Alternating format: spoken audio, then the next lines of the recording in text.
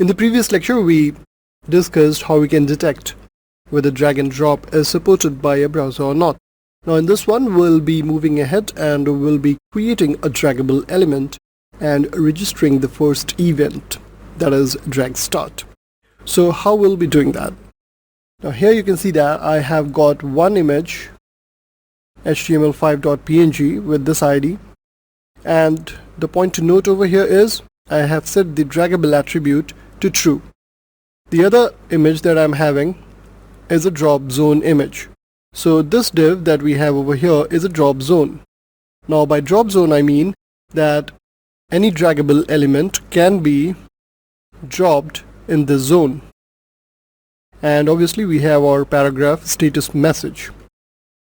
So what we are doing now is, as soon as the page is getting loaded, I'm calling the initialize method.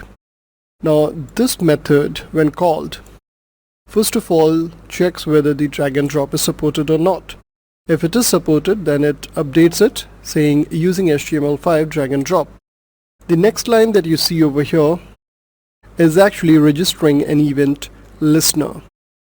So this image HTML, which has got the draggable attribute set to true, is now listening to this event, which is called drag start. And whenever this event will occur, we are calling this function handle drag start.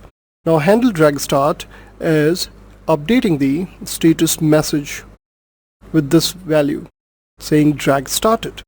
Now the third parameter is for event bubbling, and we have set it to false. So now if I show you the page, you can see that this is the HTML5 image, which is draggable, and this is the drop zone, meaning that if I try to drag this particular image over this drop zone, the drag start event will fire, and so does the handle drag start method.